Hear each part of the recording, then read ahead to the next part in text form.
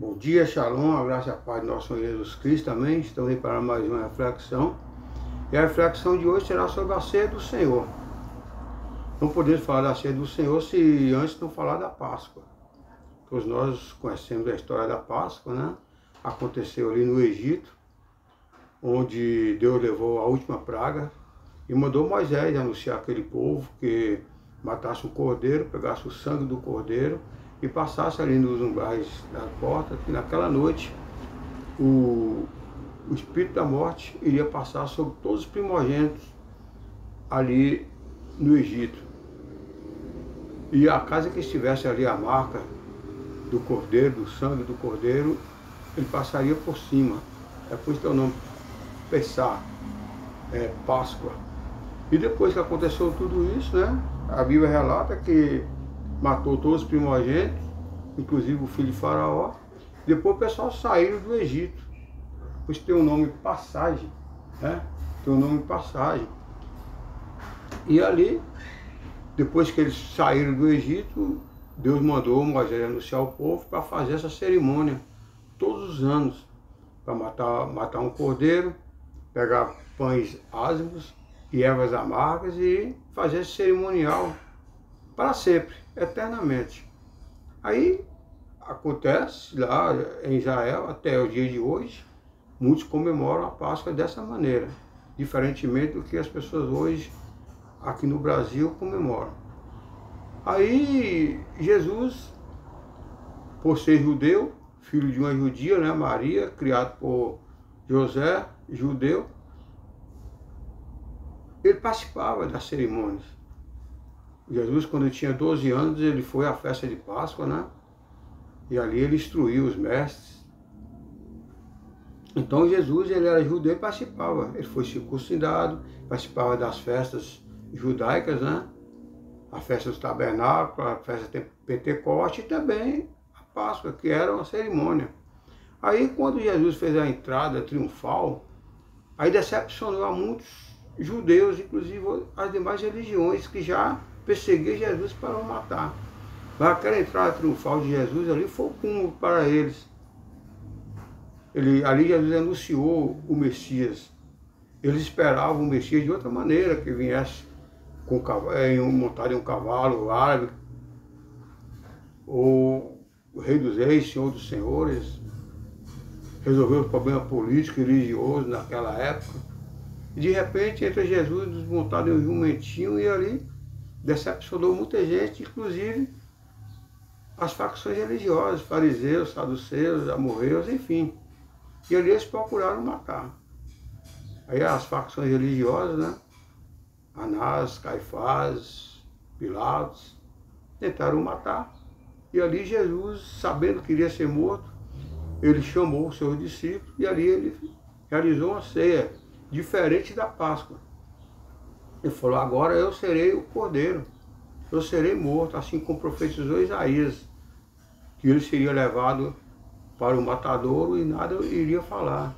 Assim como profetizou João Batista: eis o Cordeiro de Deus que tira o pecado do povo.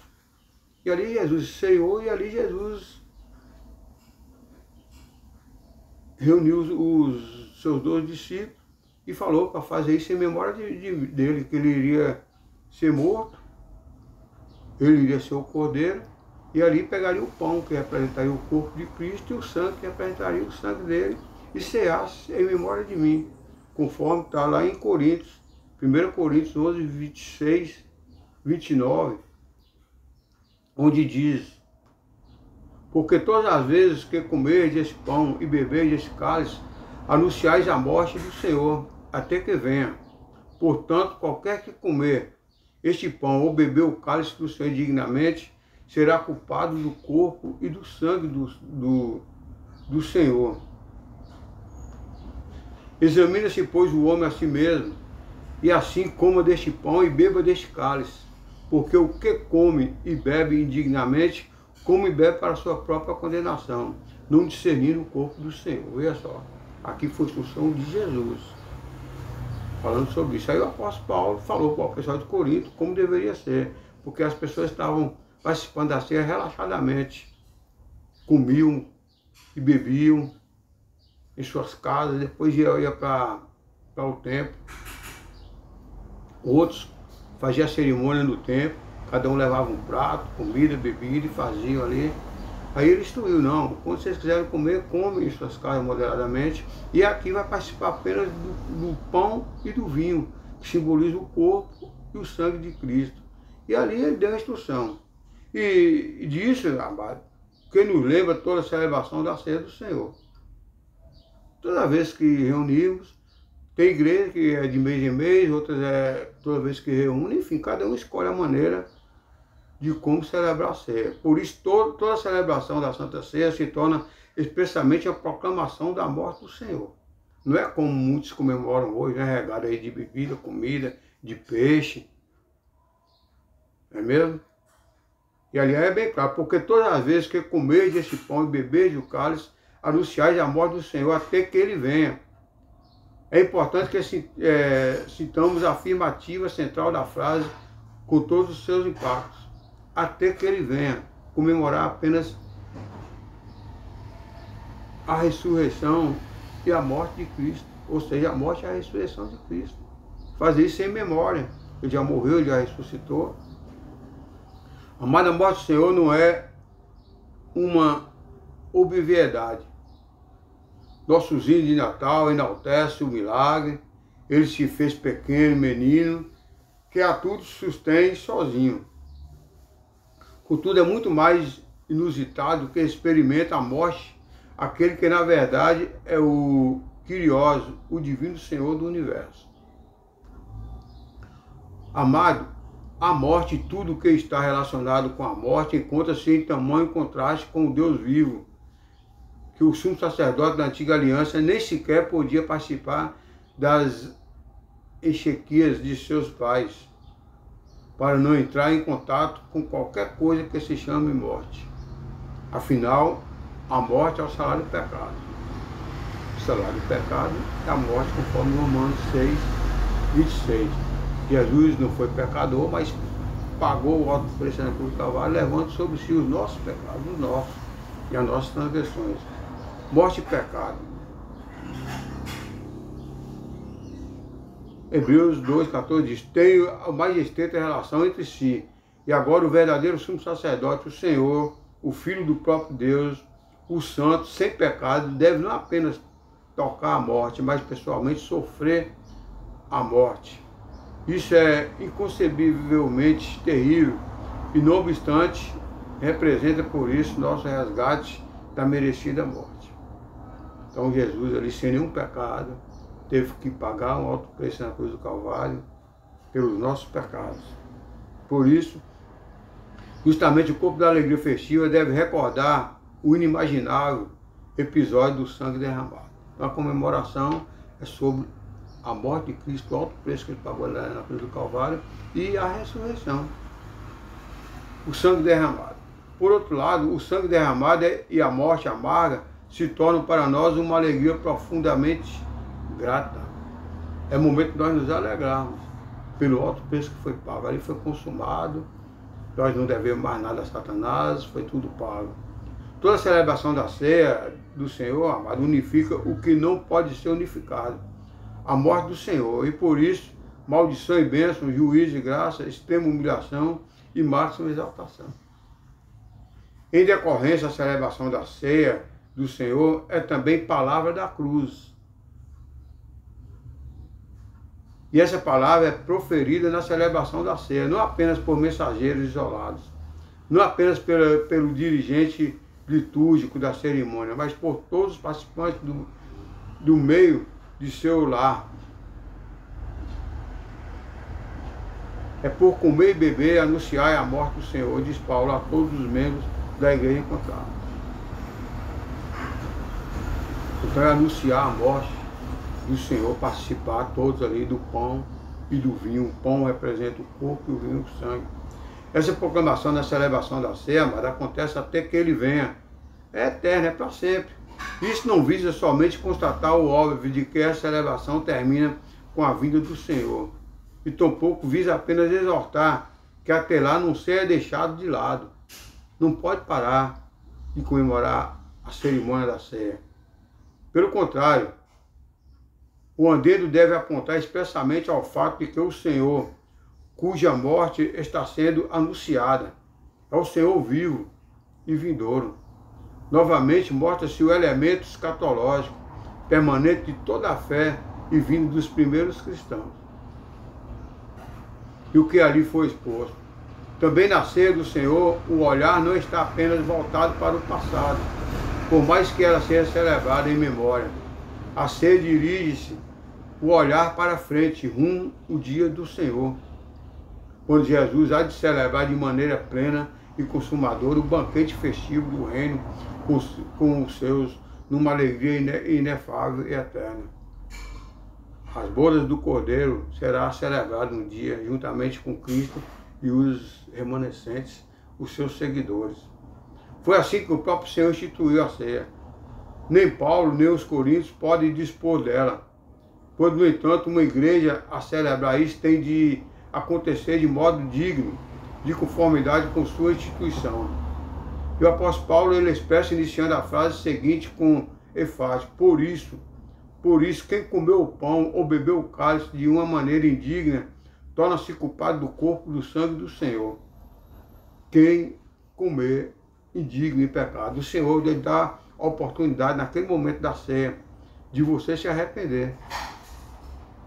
Muitos hoje, infelizmente, no momento da ceia, que estão vivendo em pecado, fica cabisbaixo, baixa sua cabeça e não participa da ceia. Não é isso que o Senhor ordena. Ele ordena para que você venha se arrepender e participar da ceia. A ceia é para todos.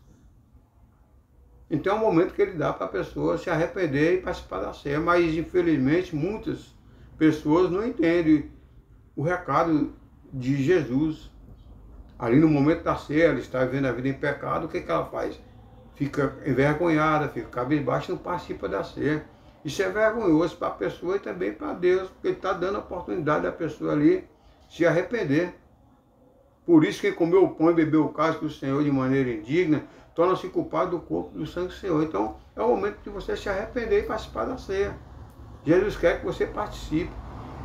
Com uma formulação é importante. A tradução conhecida de Lutero: quem, porém, come e bebe indignamente, quase nos obrigou a entender que quem come e bebe com um indigno.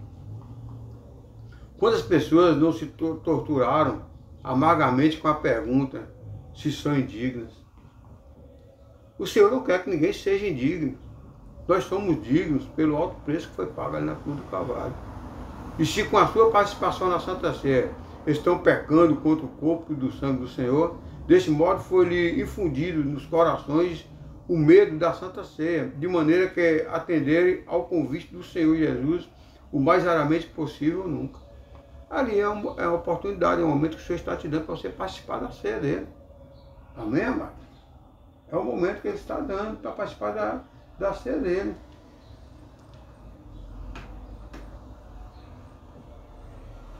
O texto grego diz inequivocadamente: aquele que come e bebe de uma maneira indigna. Unicamente assim a frase também se encaixa no contexto da passagem. Paulo não critica os coríntios que virem a ceia do Senhor como pessoa indigna. Não, ele vê todo mundo ali como diz. Agora ele fala: olha, é o momento de você te arrepender. Mas por destruí-la através de um modo indigno de celebrá-la. Quando diante da mesa do Senhor há divisões dilaceradas da igreja. Quando um sofre fome e o outro está embriagado, enquanto a morte inusitada por todos que proclamam. Então constitui a maneira indigna. Nesse caso, porém, ela não representa um defeito estético, mas possui um efeito terrível, que os coríntios precisam ter em mente. Não só os coríntios, como todas as pessoas. Hoje, infelizmente, quando chega no dia de celebrar a ceia do Senhor, muitos não estão nem aí, são indignos, vivendo a vida, a prática do pecado, não é mesmo? Contudo, a questão é se essa participação salva e agracia ou se ela torna culpado a existência. Esse torna-se culpado em Cristo, corresponde ao desprezar a igreja de Deus. Ele é bem claro. Se você está com pecado, você é indigno, não participe da ceia do Senhor. se arrependa e venha participar da ceia do Senhor dignamente. Amém? Quem se comporta na ceia do Senhor de maneira como diversos coríntios, não apenas despreza a igreja de Deus, mas ignora e despreza o próprio Senhor e o seu amor sério e sacrificial, tornando-se assim culpado do seu corpo e sangue, que justamente haviam sido entregues para a sua salvação. Encontramos muito próximo lá em Hebreus 10, 28 e 31. Amado, por essa razão também, é proferir no corpo a instrução da repetição. Fazer isso todas as vezes que o bebeis em memória de mim. Toda vez que reunir ali em memória do Senhor, ele manda fazer isso. A formulação divergente da palavra sobre o pão, todas as vezes que bebeis, aponta para a circunstância de que nas igrejas pobres do primeiro cristianismo não se podiam ter vinho diariamente para a refeição. Porém, quando o cálice pode ser oferecido, isso deve suceder em sua memória. Em contrapartida, o partir do pão sempre era possível. Por essa razão, não ocorre aqui a repetição restritiva, todas as vezes que, pelo fato de que entre nós o pastor preside a celebração da Santa Ceia, esse elemento se desvaneceu da consciência da igreja. Ela passou a ser somente receptora, passiva na Santa Ceia. A ceia já não é sua causa própria. Isso é reforçado quando somente religiosos ordenados têm permissão e competência de presidir a celebração. Se nós convenceres as descobertas sobre a memória, significado, antes de lembrar de Deus, do Messias para a consumação da obra, o ardendo até que ele venha se tornaria ainda mais compreensível. Quando Jesus vier, estará cumprida a oração inerente à ceia, pela lembrança da parte de Deus. A oração terá atingido o alvo. Cristo vai voltar e vai levar a igreja, e nós vamos participar aí da ceia do Senhor, com a presença dele, nas bodas do Cordeiro. Amado, não é possível dizer rapidamente que não temos nada a ver com isso. Temos sim, tem tudo a ver com isso. É verdade que entre nós não acontecem os abusos peculiares da celebração que ocorreu em Coríntios, porque a modalidade eclesiástica da celebração é completamente diferente. Porém, será que não celebram também de uma maneira indigna? Todos os inúmeros cristãos que comparecem à celebração da ceia sem um verdadeiro reconhecimento do pecado e sem uma fé real em Cristo. Lutero destacou isso com muita clareza em seu hino da ceia. Tão grande a graça e misericórdia é buscada pelo coração atribulado. Se estás bem, afasta-te então para não obteres condenação. Se pudesses comprar salvação, por que te deveria eu ter morrido? Essa mesa não vale para ti, te lembraste, salvaste a ti? Amém? Aqui representa a igreja de Laodiceia, uma igreja rica, que acha que não precisa participar, não precisa fazer cerimônia para salvação, porque ela é rica, que ela pode comprar. Mas o Senhor fala que ela é miserável, cega e nua, que ela não pode comprar nem um colírio para os olhos. Nada poderá comprar salvação, amado. A salvação foi paga. Quem pagou o preço foi Cristo. Dinheiro nenhum, igreja rica nenhuma poderá comprar salvação. Tem muitas pessoas que vivem como a igreja lá Laodiceia, miserável, pobre, cego e nu. Pode até comprar o colírio para os olhos, mas para a salvação não há dinheiro que compre. Portanto, examine, pois, o homem a si mesmo, vê como você está com Cristo, arrependa-se e venha participar da ceia do Senhor. Amém? Vamos orar, vamos ouvir um louvor. Eu creio que Deus já foi com você através dessa palavra. Agora nós iremos ouvir um louvor, onde diz que Jesus já morreu, já ressuscitou, ele vive e voltará. Amém? Acredite nesse louvor, para sempre, eternamente. Amém? Jesus pagou o preço, levou sobre si o nosso pecado, nossas transgressões. Vamos comemorar a ceia do Senhor dignamente, não como muitos comemoram aí, com peixe, com bebida, muita comida, não é assim. Medite neste louvor.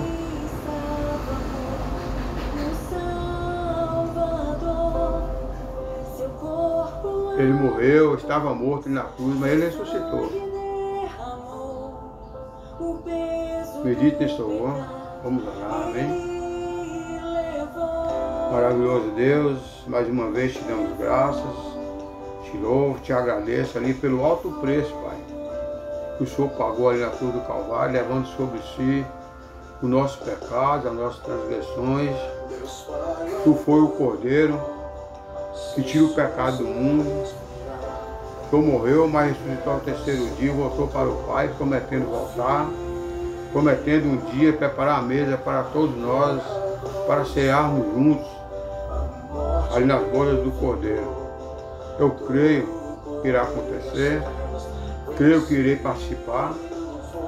Peço ao doce amado Espírito, vá de encontro essa pessoa que ainda não conhece a sua palavra, ou quem participe dignamente da ceia, levando sobre si maldições, que ele venha reconhecer ali o alto preço que foi pago na cruz do Calvário.